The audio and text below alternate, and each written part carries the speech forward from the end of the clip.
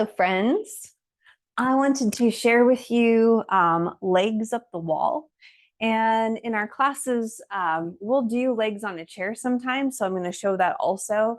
Not all of you take classes where we do that. This is a very restorative posture. It's really restoring for your kidneys. It feels really good for your legs. It's good for tired legs.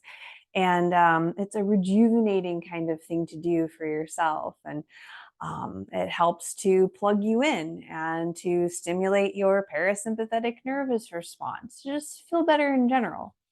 The first way that I'm going to show it is to have a wall, and you sit right up against the wall, and you'll see I have my mat down. Maybe you have a carpeted floor and you don't feel like you need to have a mat, but I also like to have a blanket because I have a hardwood floor, and my back of my head likes to have a little something soft there.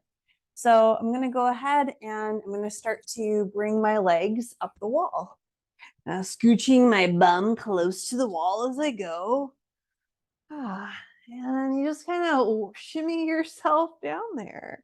You shimmy yourself down and let your legs just relax. You can have your hands on your belly. Maybe you reach your arms back behind you or have them at your sides.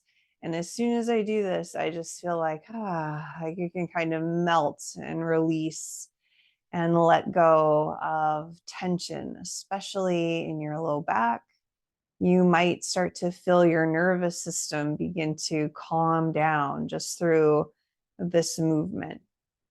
Now, there's a couple other options that I wanted to share with you, one of which is to have height under your hips, which makes this more of an inversion. So I'm going to come out of this by rolling to my side and keeping my chin down. I'm going to slowly press myself up to a tall spine. So if you have a bolster like I do, these can work out really nicely if you want to have this be more of an inversion. When your hips are lifted, again, that just encourages the release of blood, the venous return of blood and lymph towards your chest where it is processed. So it can be another way to do things. This isn't good for everybody's low back. So if it's not for you, that's absolutely fine. You have to kind of shimmy and shift a little bit more, kind of bringing my bum up against the wall as I come down. So again, this might not be for everyone, but if you want to give it a try, if you think it seems like a good idea, and when you have that height, that extra height under your hips and your legs extended up the wall, that can feel very nice as well. So again, this is just encouraging a little bit more of the return of lymph, the return of blood up to your chest where everything is processed. And you take a few deep breaths and you just relax there. The other way that you could do this if you do not have an open wall is to place your legs on a chair. You can place your legs on a chair, or you can even have a little height under your hips and place your legs on a chair. So I'm going to roll to my side and show you that one.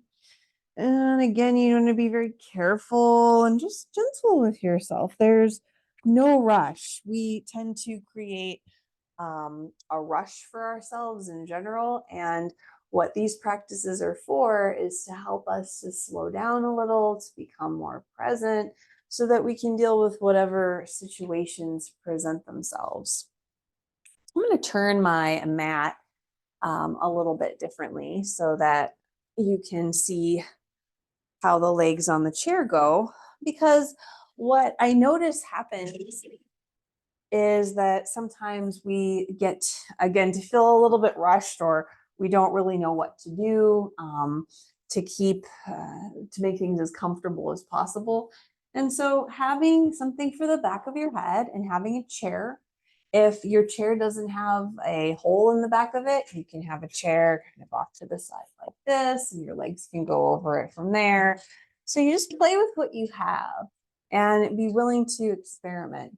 I'm going to bring my legs from the knee down. So you want your knees to be supported. And coming on back. Then you can lift your hips, maybe press your buttocks down. You can wiggle it around and let your legs relax. Again, this is a nice option as well, especially if it's difficult for you to get up against the wall, or the empty wall just isn't part of your life. This is a good option for you.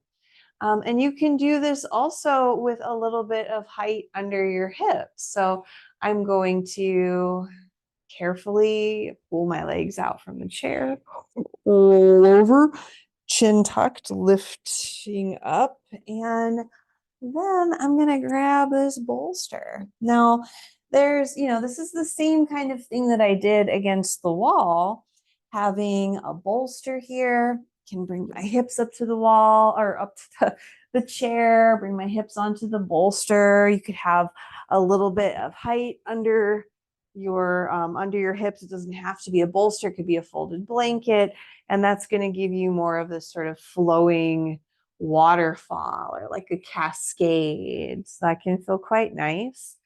And I'm going to give you one more option. Now, sometimes options just get to be a lot, but this one I really like, and especially for my friends who like a chest opener with this is the way to do it. I'm going to get rid of my bolster. I'm going to take a folded blanket. It is important to have a blanket that has been folded nicely and not just bunched up, because we are very sensitive when we're trying to relax, and little bunches up of fabric are going to distract you from relaxing. And so you want to fold the blanket so that it's about this size, and the smooth edge, the folded edge of my blanket, rather than the kind of scattered edge, I want that to go up here where my shoulders are going to come off of the blanket. And I do have other blankets, but if you just have one, I'm just going to show this with one blanket, but you could put one under the back of your head. You're going to, again, sit up towards the chair, bring your legs over the chair, and you want the edge of the blanket to be at the below your shoulder blades. So it's below your shoulder blades at the bra line vertebrae is what it's referred to, sort of that thoracic vertebrae right behind your base of your sternum. And and then if you're getting a nice chest opener, this one is a flowing waterfall, and it is also quite nice. And so just once you get there, you can relax. You have something under the back of your head. You could have something to cover your eyes. I highly recommend removing glasses if you wear glasses, because you want to nourish your nervous system. And that, again, is the goal of these practices. Doing so is very worthwhile for your general well-being and encourages you as you interact with the world around you. I'm going to carefully come out of this by rolling off of my blankets, bringing my chin to my chest and coming up slowly.